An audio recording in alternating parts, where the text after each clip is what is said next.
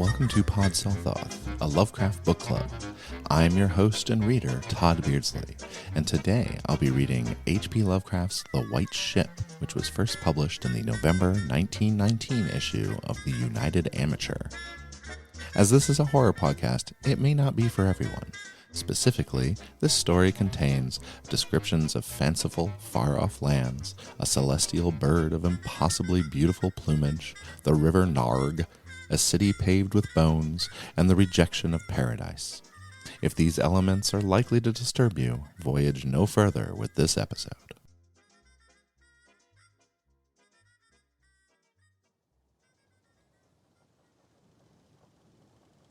The White Ship by H.P. Lovecraft.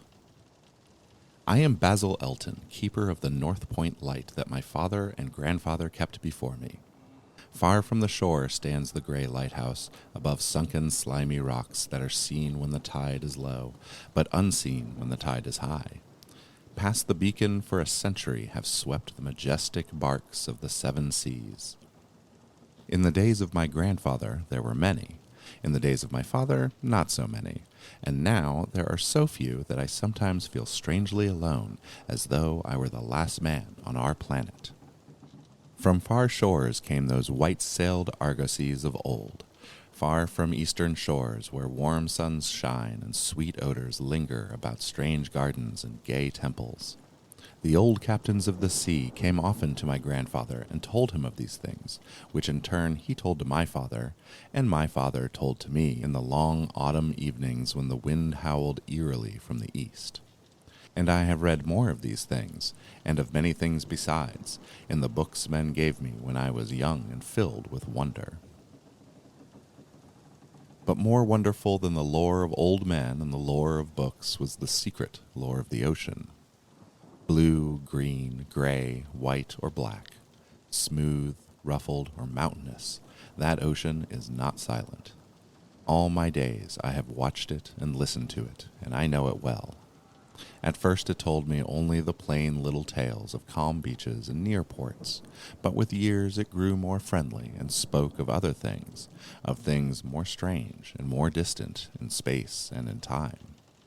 Sometimes at twilight the gray vapors of the horizon have parted to grant me glimpses of the ways beyond, and sometimes at night the deep waters of the sea have grown clear and phosphorescent to grant me glimpses of the ways beneath. And these glimpses have been as often of the ways that were and the ways that might be, and as of ways that are, for ocean is far more ancient than the mountains, and freighted with the memories and dreams of time. Out of the south it was that the white ship used to come when the moon was full and high in the heavens. Out of the south it would glide very smoothly and silently over the sea. And whether the sea was rough or calm, and whether the wind was friendly or adverse, it would always glide smoothly and silently, its sails distant and its long, strange tiers of oars moving rhythmically. One night I espied upon the deck a man, bearded and robed, and he seemed to beckon me to embark for fair unknown shores. Many times afterward I saw him under the full moon, and ever did he beckon me. Very brightly did the moon shine on the night I answered the call, and I walked out over the waters to the white ship on a bridge of moonbeams. The man who had beckoned now spoke a welcome to me in a soft language I seemed to know well, and the hours were filled with soft songs of the oarsmen as we glided away into a mysterious south, golden with the glow of that full, mellow moon. And when the day dawned, rosy and effulgent, I beheld the green shore of far lands, bright and beautiful, and to me unknown. Up from the sea rose lordly terraces of verdure, tree-studded, and shewing here and there the gleaming white roofs and colonnades of strange temples. As we drew nearer the green shore, the bearded man told me of that land, the land of Zar, where dwell all the dreams and thoughts of beauty that come to men once and then are forgotten.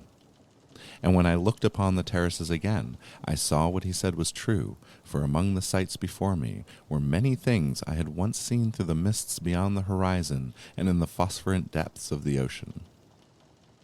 There, too, were forms and fantasies more splendid than I had ever known. the visions of young poets who died in want before the world could learn of what they had seen and dreamed. But we did not set foot upon the sloping meadows of Zar, for it is told that he who treads them may never more return to his native shore. As the white ship sailed silently away from the templed terraces of Zar, we beheld on the distant horizon ahead the spires of a mighty city, and the bearded man said to me, "This is Thalarion, the city of 1,000 wonders, wherein reside all those mysteries that man has striven in vain to fathom." And I looked again, at closer range, and I saw that the city was greater than any city I had known or dreamed of before. Into the sky the spires of its temples reached, so that no man might behold their peaks. And far back beyond the horizon stretched the grim gray walls, over which one might spy only a few roofs, weird and ominous, yet adorned with rich friezes and alluring sculptures. I yearned mightily to enter this fascinating yet repellent city, and besought the bearded man to land me at the stone pier by the huge carven gate Acariel, but he gently denied my wish, saying, "Into Thalarion, the city of 1,000 wonders, many have passed, but none returned. Therein walk only demons and mad things that are no longer men, and the streets are white with the unburied bones of those who have looked upon the Eidolon Lathi that reigns over the city." So the white ship sailed on past the walls of Thalarion, and followed for many days a southward flying bird whose glossy plumage matched the sky out of which it had appeared. Then came we to a pleasant coast gay with blossoms of every hue, whereas far inland we could see basked lovely groves and radiant arbors beneath the meridian sun. From bowers beyond our view came bursts of song and snatches of lyric harmony, interspersed with faint laughter so delicious that I urged the rowers onward in my eagerness to reach the scene.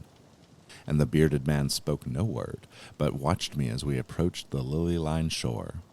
Suddenly a wind blowing from over the flowery meadows and leafy woods brought a scent at which I trembled. The wind grew stronger, and the air was filled with the lethal, charnel odor of plague-stricken towns and uncovered cemeteries. And as we sailed madly away from that damnable coast, the bearded man spoke at last, saying, "This is Zura, the land of pleasures unattained."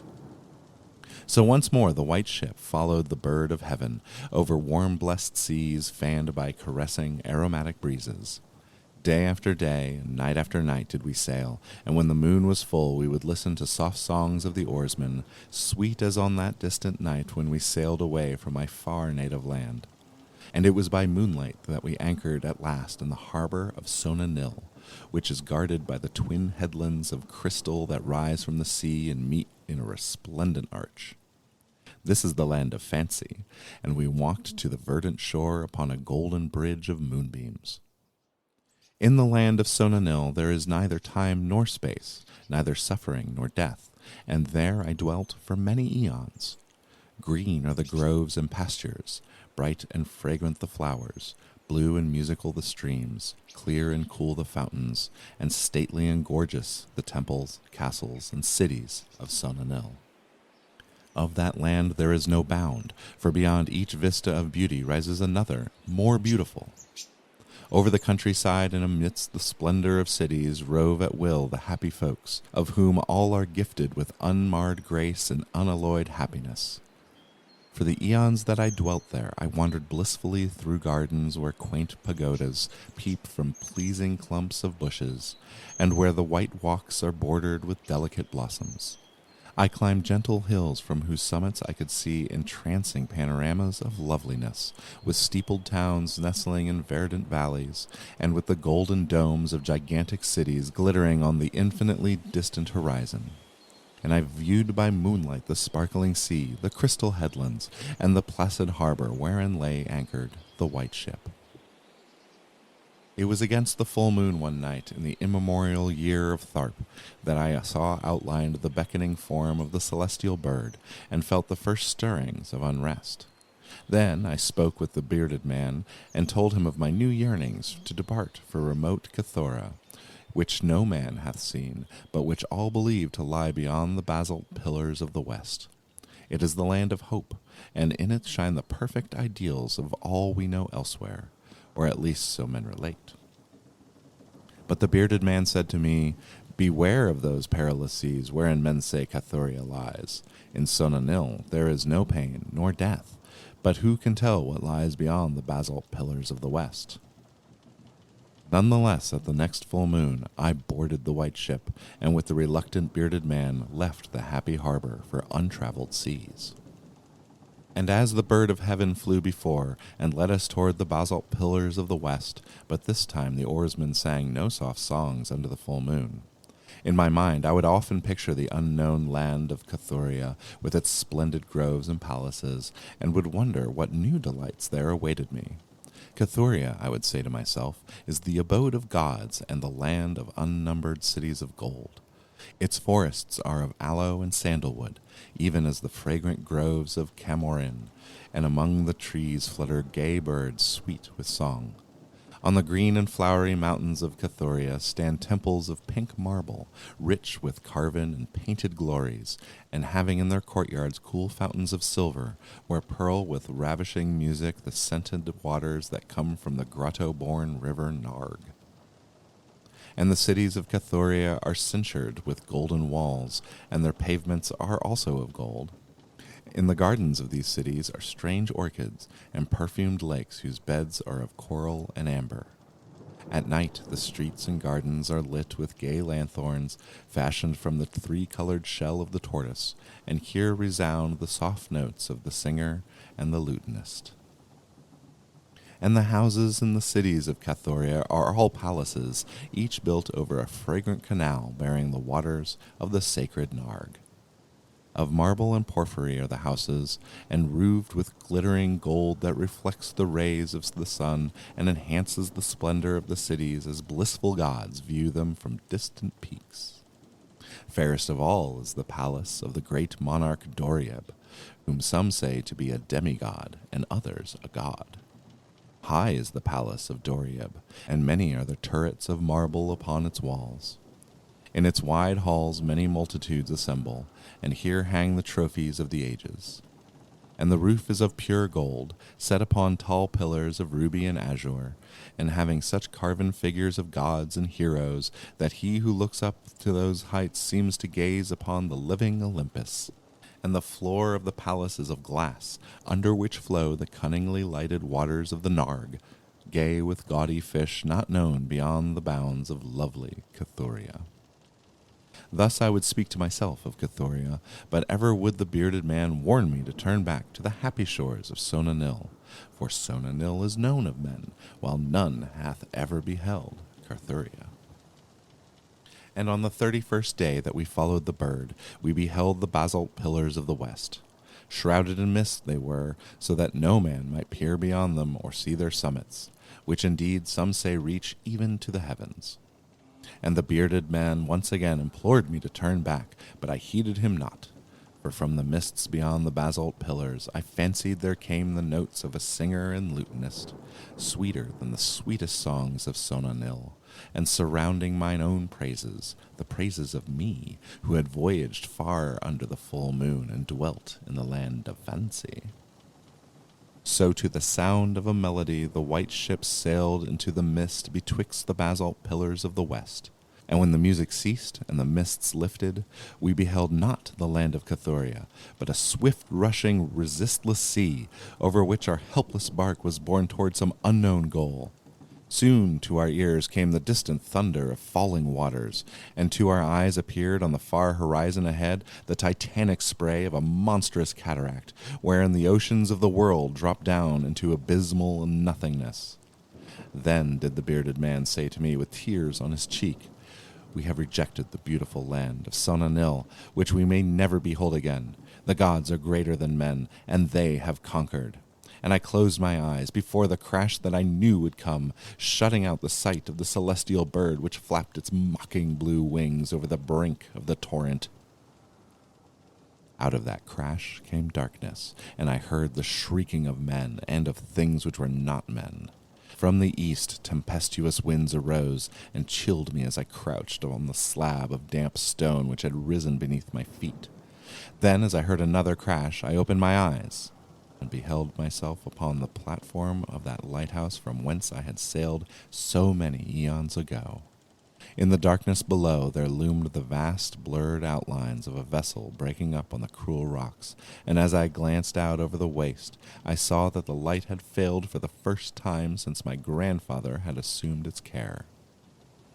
And in the later watches of the night, when I went within the tower, I saw on the wall a calendar, which still remained as when I had left it at the hour I had sailed away. With the dawn, I descended the tower and looked for wreckage upon the rocks, but what I found was only this: a strange dead bird, whose hue was that of the azure sky, and a single shattered spar of a whiteness greater than that of the wave-tips or of the mountain snow. And thereafter the ocean told me its secrets no more, and though many times since has the moon shone full and high in the heavens, the white ship from the south came never again.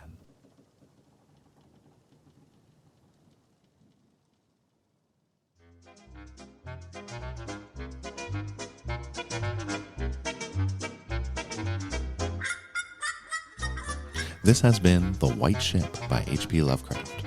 Thank you for spending your time with me on these mysterious and wondrous southern seas. In our next episode, I will be joined by my attorney and wife, Claire Reynolds, to discuss this fanciful tale. Until then, beware the call of lands unseen and unknown.